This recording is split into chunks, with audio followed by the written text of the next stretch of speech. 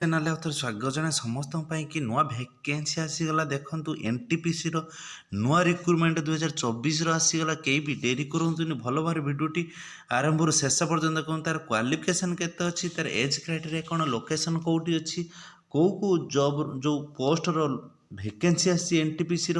ଚାଲନ୍ତୁ ଯିବା ଡେରି ନକରି ଭିଡ଼ିଓଟିକୁ ଆରମ୍ଭରୁ ଶେଷ ପର୍ଯ୍ୟନ୍ତ ଦେଖିବା।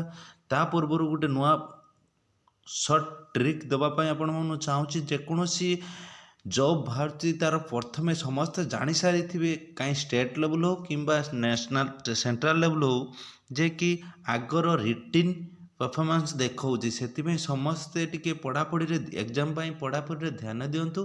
ବିଶେଷ କରି ଯେ କି ଏନ୍ଟିପିସି ଆଉ ଏଏଲ୍ପି ତା ସାଙ୍ଗରେ ୟୁଏସ୍ଏଫ୍ ଆଉ ଆଇଆର୍ବି ଯେଉଁ ବାହାରୁଛି, ଏବେ ଫର୍ମ ଆପ୍ଲାଏ ଷ୍ଟାର୍ଟ ହୋଇଯିବ।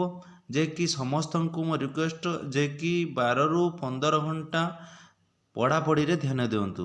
ଚାଲନ୍ତୁ ଯିବା ଡେରି ନକରି ଏନ୍ଟିପିସି ଆସିଷ୍ଟାଣ୍ଟ ଏକ୍ଜିକ୍ୟୁଟିଭ୍ ରିକ୍ରୁଟମେଣ୍ଟ 2024ର ଯେଉଁ ଭ୍ୟାକେନ୍ସିଟି ଆସିଛି, ତାର କେତେ କ'ଣ ଭ୍ୟାକେନ୍ସି, କେବେ କ'ଣ ଫର୍ମ ଆପ୍ଲାଏ ହେବ, ଡେରି ନକରି ଭିଡ଼ିଓଟିକୁ ଯିବା। ଯେଉଁ ଏନ୍ଟିପିସି ଯେଉଁ national thermal power corporation limited ତରଫରୁ ଯେଉଁ ଭ୍ୟାକେନ୍ସିଟି ଆସିଛି, ଅଲ୍ ଇଣ୍ଡିଆ ଏଟା କ୍ୟାଣ୍ଡିଡେଟ୍ ଆପ୍ଲାଏ କରିପାରିବେ।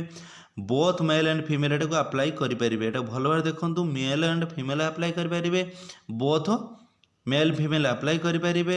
ତା ସାଙ୍ଗରେ ଦେଖନ୍ତୁ ଯେଉଁ ପୋଷ୍ଟ ନାଁ କ'ଣ ଅଛି ନା, ପୋଷ୍ଟ ନାଁ ଅଛି ଆସିଷ୍ଟାଣ୍ଟ ଏକ୍ଜିକ୍ୟୁଟିଭ୍ ଯେଉଁ ଏଇର ଭଲ ଭ୍ୟାକେନ୍ସି ଏନ୍ଟିପିସିର ଆସିଗଲା। ଡେରି ନକରି ଭିଡ଼ିଓଟିକୁ ଜମାରୁ ମିସ୍ କରନ୍ତୁନି। ଚାଲନ୍ତୁ ଯିବା ଦେଖିବା ତାର ଫର୍ମ ଆପ୍ଲାଏ କେବେଠୁ ଆରମ୍ଭ ହେବ। ଦେଖନ୍ତୁ 25 ଜାନୁଆରୀ ପାଖରୁ ଡେଟ୍ଟି ଆରମ୍ଭ ହୋଇସାରିଛି। 25 ଜାନୁଆରୀ 2024ରେ ତାର ଷ୍ଟାର୍ଟିଂ ଡେଟ୍, ଏଣ୍ଡିଂ ଡେଟ୍ କେତେ ନା ଫେବୃଆରୀ 8, 2024। ଫେବୃଆରୀ 8, 2024ର ତାର ଲାଷ୍ଟ ଡେଟ୍ ଅଛି। ଏଟାକୁ ଭଲ ଭାବରେ ଦେଖନ୍ତୁ, କେହି ବି ମିସ୍ କରନ୍ତୁ ନାହିଁ। ଏଟା ଅଲ୍ ଇଣ୍ଡିଆ ଜବ୍ ଅଛି। ତାପରେ ଏଜ୍ ଲିମିଟ୍ କେତେ ଅଛି, ଏଜ୍ ଲିମିଟ୍ ଦେଖନ୍ତୁ ଅଛି ମିନିମମ୍ ଏଜ୍ 21, ମ୍ୟାକ୍ସିମମ୍ 35 ବର୍ଷ। ଏଟାକୁ ଭଲ ଭାବରେ ଦେଖନ୍ତୁ, ମିନିମମ୍ ଏଜ୍ 21, ମ୍ୟାକ୍ସିମମ୍ ଏଜ୍ 35। ତାପରେ ଆପଣମାନଙ୍କର ରିଜର୍ଭେସନ୍ କୋଟା ରହୁଛି କ'ଣ ନା ଏଜ୍ ରିଲାକ୍ସେସନ୍। ଯେଉଁ ଓବିସିଙ୍କର 3 ବର୍ଷ ଅଛି ସେଣ୍ଟ୍ରାଲ୍ ଲେବୁଲ୍, ଆଉ SC STଙ୍କର ଅଛି କେତେ 5 ବର୍ଷ। ଏଟା ଭଲ ଭାବରେ ସମସ୍ତେ ଜାଣିଥିବେ। ଦେଖନ୍ତୁ ଆପ୍ଲିକେସନ୍ ଫି କେତେ ଅଛି ନା, ଆପ୍ଲିକେସନ୍ ଫି ଅଛି କେତେ ନା, ଜେନେରାଲ୍ ଆଉ OBC EWS କ୍ୟାଣ୍ଡିଡେଟ୍ଙ୍କର 300 ଟଙ୍କା ଅଛି। ଏଟା ଆପଣ ଭଲ ଭାବରେ ଦେଖନ୍ତୁ। ତାପରେ SC ST PWD ଆଉ ଫିମେଲ୍ ମାନଙ୍କର ନିଲ୍ ଅଛି। ଭଲସେ ଦେଖନ୍ତୁ ଯେ SC ST ଆଉ ଫିମେଲ୍ ମାନଙ୍କର ହ୍ୟାଣ୍ଡିକ୍ୟାପ୍ଟ ପିଲାମାନଙ୍କର ଫ୍ରି ଅଛି, ଆଉ ଜେନେରାଲ୍ OBC EWS ପିଲାଙ୍କର 300 ଟଙ୍କା ଏକ୍ଜାମ୍ ଫି ଅଛି। ତାପରେ ଦେଖନ୍ତୁ ଏଟା ପେମେଣ୍ଟ ଅନଲାଇନ୍ ମୋଡ୍ ରହିବ। ଟୋଟାଲ୍ ଭ୍ୟାକେନ୍ସି କେତେ ଅଛି ନା, ଟୋଟାଲ୍ ଭ୍ୟାକେନ୍ସି ଅଛି 223ଟା ଅଲ୍ ଇଣ୍ଡିଆର ଭ୍ୟାକେନ୍ସି ଅଛି।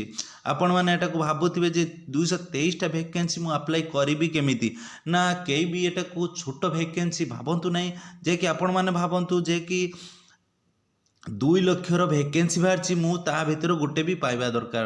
ଯେ କି ଆପଣମାନଙ୍କୁ କହୁଛି ଗୋଟେ କଥା, ଦେଖନ୍ତୁ ଯେଉଁ 223ଟି ଭ୍ୟାକେନ୍ସି ଆମ ଅଲ୍ ଇଣ୍ଡିଆରେ 223ଟି ପିଲା ପାଇବେ, ତାଙ୍କ ଭିତରୁ ମୁଁ କାହିଁ ଜଣେ ନ ହେବି। ମନ ଦୃଢ଼ କରନ୍ତୁ ଯେ କି ଗୋଟେ ବି ଭ୍ୟାକେନ୍ସି ହାତ ଛଡ଼ା କରନ୍ତୁନି। ଯେକୌଣସି ଛୋଟ ବି ପୋଷ୍ଟ ହେଉ ଆପଣ ତାକୁ ଆପ୍ଲାଏ କରନ୍ତୁ। ତାପରେ ଦେଖନ୍ତୁ ଯିବା ଏଜୁକେସନ୍ କ୍ରାଇଟେରିଆ କ'ଣ ଅଛି। ଏଜୁକେସନ୍ କ୍ରାଇଟେରିଆ ଅଛି candidate must have completed degree in mechanical ଆଉ electrical engineering from recognization university. Degree କରିଥିବା ଦରକାର କେଉଁଥିରେ, କେଉଁ ଟ୍ରେଡ଼୍ରେ, ମେକାନିକାଲ୍ କରିଥିବ, ନଚେତ ଇଲେକ୍ଟ୍ରିକାଲ୍ ଇଞ୍ଜିନିୟରିଂର ଡିପ୍ଲୋମା ଡିଗ୍ରୀ କରିଥିବା ଦରକାର। ଡିଗ୍ରୀ କରିଥିବ କେଉଁଥିରେ ନା ମେକାନିକାଲ୍ ଆଉ ଇଲେକ୍ଟ୍ରିକାଲ୍।